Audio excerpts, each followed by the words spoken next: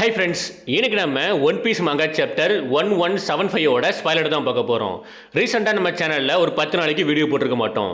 ஏன்னா கடைசியாக போட்ட ஒன் பீஸ் மங்கா சாப்டருக்கு நமக்கு ஸ்ட்ரைக் கொடுத்துருந்தாங்க. அதனால் கொஞ்சமாக டிப்ரெஷனுக்குள்ளே போயிட்டேன். இதுக்கப்புறம் வீடியோ போட்டால் கண்டிப்பாக நம்ம ஃபேஸை வச்சா வீடியோ போடணுன்ட்டு இவ்வளோ நாட்கள் நான் போடாமல் இருந்தேன். ஏன்னா ரூமில் எக்கோ ப்ராப்ளம் இருக்குது, பேக்ரவுண்டுமே செட் பண்ண வேண்டியது இருந்துச்சு. ஸோ அதனால தான் இவ்வளோ நாட்கள் வீடியோ போடாமல் இருந்தேன்.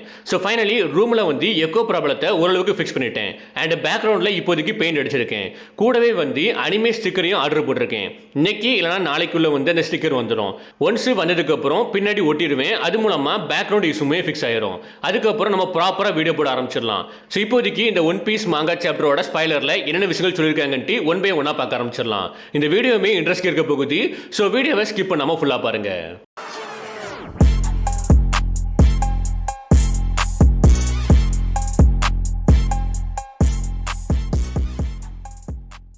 வீடியோக்குள்ளே போகிறதுக்கு முன்னாடி ரீசெண்டாக நம்ம ஒரு கேமிங் சேனல் ஸ்டார்ட் பண்ணியிருந்தோம். அந்த கேமிங் சேனலில் 7 மணிலேருந்து 9 மணி வரை நம்ம லைவ் ஸ்ட்ரீம் பண்ணிட்டு இருக்கோம்.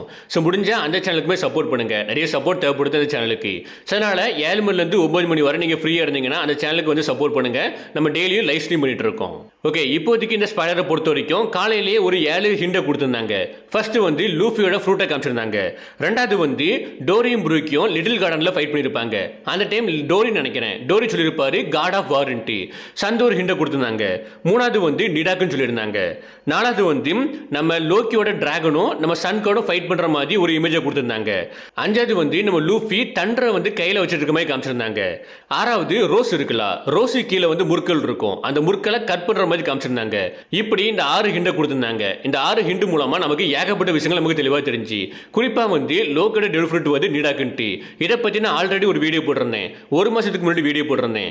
லோக்கோட டெல் ஃப்ரூட் ஃபென்ட்ரியரா இல்லனா நிடாக்கான்ட்டு அதுலயே நான் தெளிவா சொல்லியிருப்பேன். கண்டிப்பா நிடாக்கா இருக்க வாய்ப்பு இருக்குன்ட்டு அந்த ஒரு விஷயத்தை நமக்கு கன்ஃபார்ம் பண்ணிருக்காங்க. ஃபர்ஸ்ட் ஆஃப் ஆல் இந்த சாப்டரோட டைட்டில் நிடாக்கு. இந்த சாப்டரோட ஸ்டார்டிங்ல சாஞ்சியை கேட்பாங்க.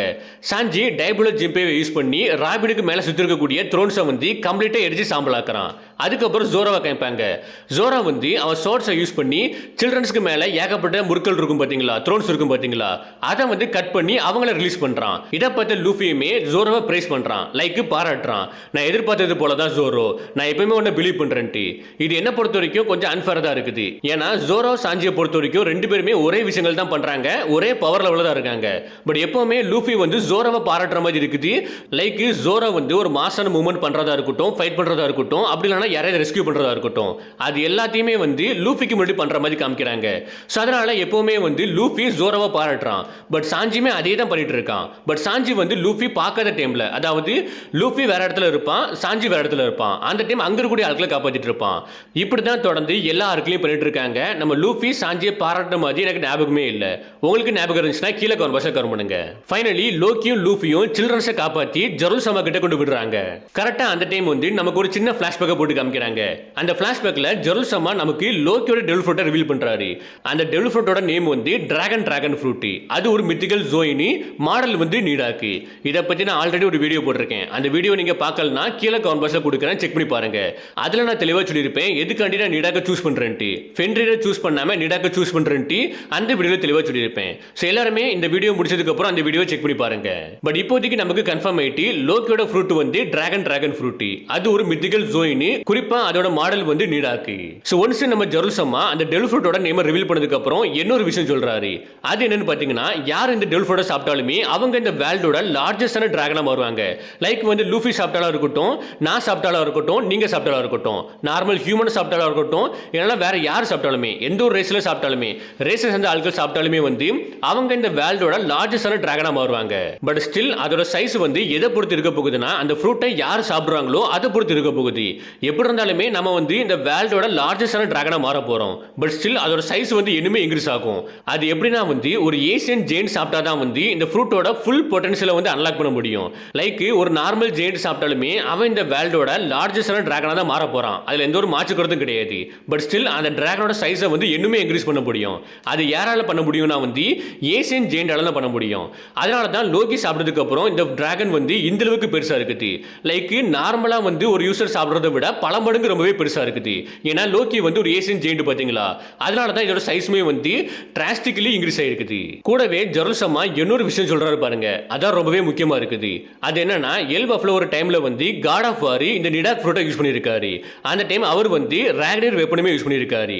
அதை யூஸ் பண்ணி நம்ம சன் காட் நிக்கா கூட ஃபைட் பண்ணியிருக்காருன்ட்டு. அதாவது பண்டைய காலத்தில், அதாவது ஏசியன் டைம்ல வந்து எல் பஃப்ல இருக்கக்கூடிய காட் ஆஃப் வார் வந்து நிடாக் ஃப்ரூட்டை யூஸ் பண்ணியிருக்காரு. அவர்கிட்ட ராக்னர் வெப்பனுமே இருந்திருக்குது. குறிப்பா இந்த ரெண்டு பவரை யூஸ் பண்ணி சன் காட் நிக்கா கூட ஃபைட் பண்ணியிருக்காருன்ட்டு. இது ரொம்பவே முக்கியமான விஷயம். இது மூலமா நமக்கு தெளிவா தெரியுது லோக்கியா இருக்கட்டும் லூஃபியா இருக்கட்டும் ரெண்டு பேரும் ஆப்போசிட் மாதிரி தான் நமக்கு தெரியுது. லைக் அப்படிதான் காமிக்க போர்ட்ரேட் பண்றாங்கன்னு நினைக்கிறேன். அதுக்கப்புறம் ஜெருசலமே அந்த காட் ஆஃப் வாருக்கு ரொம்பவே நம்பிக்கையான விசுவாசமான ஒருத்தர் இருந்திருக்கான். அது யாருன்னா ஐஸ் குரில் ரட்டடாஸ்கரி. இது எல்லாத்தையுமே பார்க்க போஸ்ட்ல எனக்கு ஒரே ஒரு விஷயம் தான் ஞாபகம் வருது. காட் ஆஃப் வார் ராக்னரக் கேம் தான் ஞாபகம் வருது. உங்களுக்கு ஞாபகம் வருதா இல்லையன்ட்டு கீழே கமெண்ட் பாக்ஸ்ல கமெண்ட் பண்ணுங்க. இப்போதைக்கு நம்ம லூஃபி இருக்காம்ல, அவன் கியர் 5ல ஒரு புது டெக்னிக்கை யூஸ் பண்றான் சோமருக்கு எதிராக. இந்த டெக்னிக்கை வந்து ஆல்ரெடி யூஸ் பண்ணியிருக்கான், ட்ரெஸ்ரோசா ஆர்க்ல யூஸ் பண்ணியிருக்கான். பட் இப்போதைக்கு வந்து கியர் 5ல வந்து டைரக்டா சோமருக்கு எதிராக யூஸ் பண்றான். அந்த அட்டாக் என்னன்னு சொல்லி கேட்டீங்கன்னா, அந்த டெக்னிக் என்னன்னு சொல்லி கேட்டீங்கன்னா கொமு கொமு நோ டான் தோர் ரைஃபிள். தோர்னு வந்தாலே உங்களுக்கு புரிஞ்சிருக்கும்னு நினைக்கிறேன். நம்ம லூஃபி வந்து எலக்ட்ரிசிட்டி யூஸ் பண்ணி அட்டாக் பண்றான். லைக் தண்டரை யூஸ் பண்ணி அட்டாக் பண்றான். ஒரு மிகப்பெரிய கையை உருவாக்கி சோமரை வந்து அட்டாக் பண்றான். அப்படி அட்டாக் பண்ண அடுத்த செகண்டே அவன் உடம்பு ஃபுல்லுமே எலக்ட்ரிசிட்டி வந்து பாஸ் ஆகுது.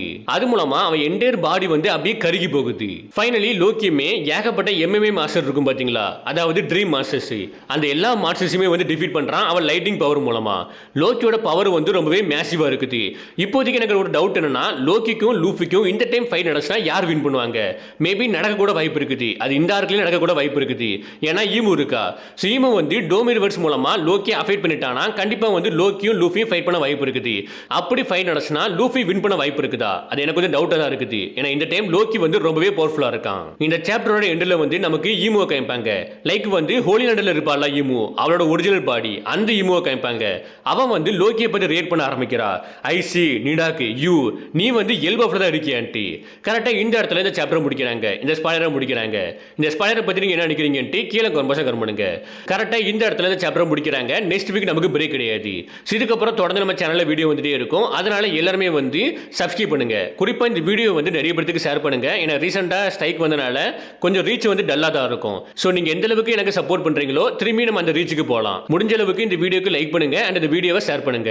இப்போதைக்கு இந்த வீடியோ முடிக்கிறேன். Okay bye.